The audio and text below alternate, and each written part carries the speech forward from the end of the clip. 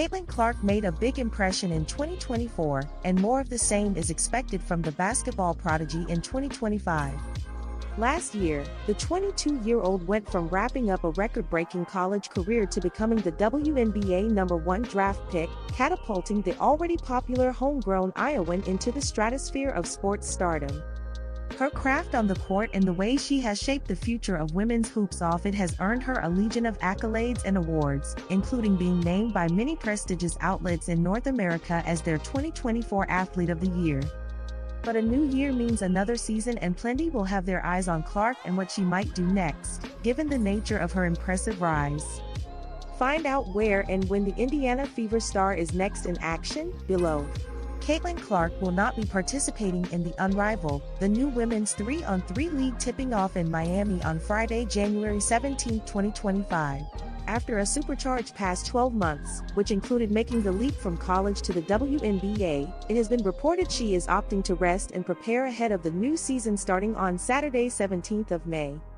However, several of Clark's peers will be joining the new basketball startup co-founded by Olympic champions Breanna Stewart and Nafisa Collier.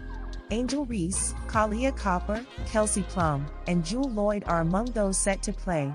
Though fans may have to wait to see Clark on a basketball court again, it'll be worth it given the matchups the 2025 WNBA regular season schedule has in store.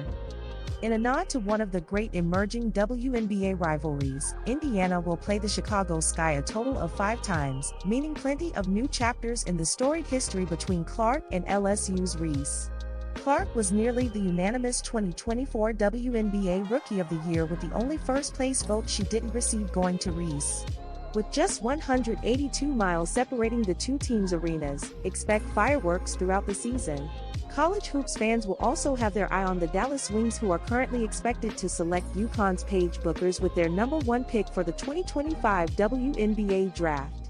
Questions are already beginning to swirl as to whether or not Bueckers might become the next Clark, with the two projected to go head-to-head for the first time on Saturday, 28th of June. Many might find their answer. Other notable dates include the All-Star Game, which will be played on Saturday, 19th of July on Clark's home court at Gainbridge Fieldhouse in Indianapolis. Clark was one of 2 rookies that made last year's All-Star team. This time last year, she was still in her final season at the University of Iowa. Since then, she has lost in the NCAA Women's Basketball National Championship game, been drafted first overall into the WNBA, been to multiple shows on Taylor Swift's Eras Tour, and been named the Rookie of the Year and All-WNBA First Team. And as 2025 kicked off, Clark recapped her momentous year, where she shot to fame and was named Time Magazine's Athlete of the Year, with NFL star brothers, Jason and Travis Kelce.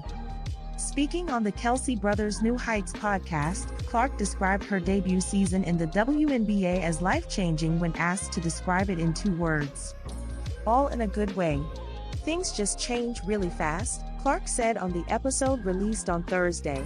That's just how the world works, especially with social media. People see a lot of your life, but that's what makes it fun and why I've had so many cool opportunities too. Clark enjoyed a historic rookie season with the Indiana Fever, coinciding with an unprecedented increase in coverage of the league, with viewership records consistently being broken. The league's overall attendance increased by 48% year-on-year to its highest level in over 20 years. This phenomenon has been coined the Caitlyn Clark effect. Clark's success has also brought an increase in commercial deals. Notably, Clark reportedly agreed to an 8-year deal with Nike worth $28 million that includes a signature shoe. This has prompted some criticism that her race has partly contributed to her commercial success, given many Black stars have not received deals on the same level. But going into her second season, the 22-year-old says she is looking forward to having more time to prepare for her sophomore campaign in the WNBA after a whirlwind 2024. I played in the national championship game and basically went straight to the draft and got picked, and then you basically pack up and move, Clark explained. You're moving in April, you don't even finish senior year in college. The Kelce brothers explained that their rookie preseason camps were months in length to allow them to prepare, while Clark's was a week and a half. But I think it was good a little bit too. You don't have time to overthink things. It's just like boom, boom, boom, boom. You're just on to the next. But at the same time, I felt like I never really ended the chapter of college, I just up and left.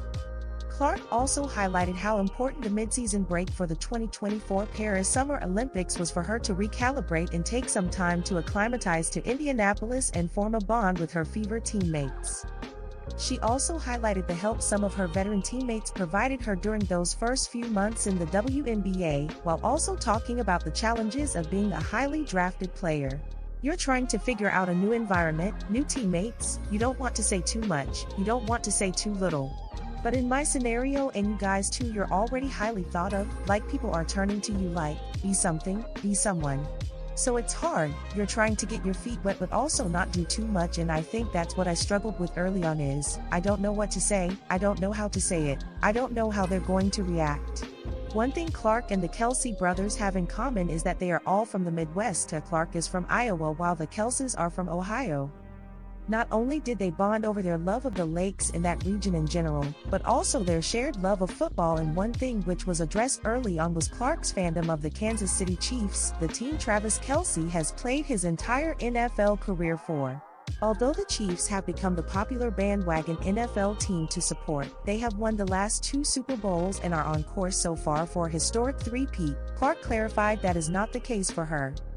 I had family in Kansas City and I grew up in Des Moines, Iowa, which is only 3 hours from Kansas City, so that's just the closest NFL team, Clark said after referencing a picture of her in full Chiefs uniform from when she was young.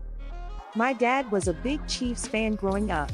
People think I'm like a bandwagon Chiefs fan. I'm like, no, I was there before Patrick, Mahomes, and Travis.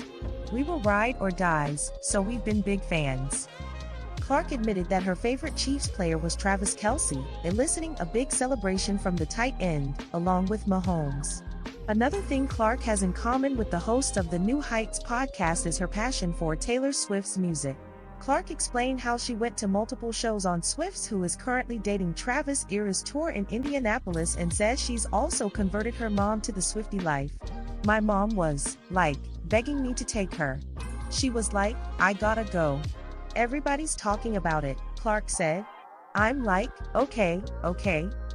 I turned my mom into a full Swiftie now. 2 of my cousins were there too. Good time. So Caitlyn Clark, the golden child of the WNBA and arguably basketball's best ambassador right now, decided to dip her toes into NBA ratings suck waters on the Kelce Brothers' New Heights podcast this week. She's an insanely talented, proud Italian American who is an exemplary role model for young people today. Something extremely rare nowadays. One of the most admirable things about her is the grace with which she handles the ridiculous amount of jealousy and pettiness she endures just for being a successful and nice woman. One who men have rallied behind and celebrated for all the reasons mentioned above. And for the same reasons, one who women fucking despise. Because, as is all too often the case, women are batshit crazy and love nothing more than to tear down other women. Something I wrote about extensively last year. Caitlyn went on the Kelce's show and took a flamethrower to the hideous neon floors of the NBA's in-season tournament. Finally, someone with clout said what we've all been thinking, those painted courts look like someone dumped a highlighter on a gym floor and called it art. I'm getting like a migraine looking at the neon green floor, Clark said. Preach, Caitlyn. Preach, sister. Diana Fever star Caitlyn Clark recently sat down with brothers Jason Kelce and Travis Kelce to discuss her career, the WNBA, the Kansas City Chiefs, and a slew of other topics. Among them was the NCAA transfer portal. Instituted in 2018, it aims to provide student athletes with a streamlined process to transfer between schools, allowing them to find the most opportune situation to further their careers. While it is well-intentioned, some critics said the system has been abused in recent years. Clark echoed the thought, describing it as kind of sad. You lost a little bit of that amateurism of college sports, but also, it's the world we're living in, said the WNBA Rookie of the Year on the New Heights with Jason and Travis Kelce podcast. Now we got people on their 4th school in their 7th year. It's getting egregious. The 22-year-old Clark's comments were posted by a sports page on Instagram, which caught the attention of WNBA legend Lisa Leslie. She was prompted to comment and agreed with the Fever star. I was literally saying the same thing today," wrote the three-time WNBA MVP. Both Clark and Leslie only played for one school in college, the former with Iowa and the latter with the USC Trojans.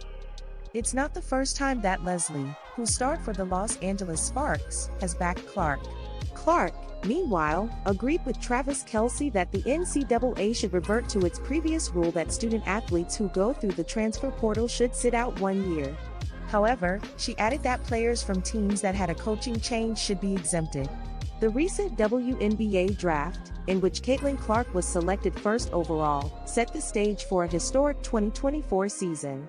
The draft became the most watched in WNBA history, with a 328% increase in viewership over 2023. Clark's impact extended to the All-Star Game, where she received 700,735 votes, the most in WNBA history. The game itself, pitting Clark against Team USA, broke attendance records with 3.4 million viewers, more than doubling the previous high of 1.44 million in 2003. Of course, the WNBA followed up with its most watched regular season in 24 years, its highest attendance in 22 years, and record-breaking digital and merchandise sales. It's no surprise that Caitlyn Clark, Time Magazine and AP Player of the Year, has become the face of this historic growth, which will surely continue next season.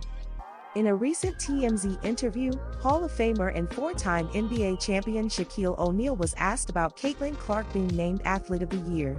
A fan and friend of Angel Reese, who is often seen as Clark's rival, Shaq simply responded, "Congratulations to her. She's a fabulous player."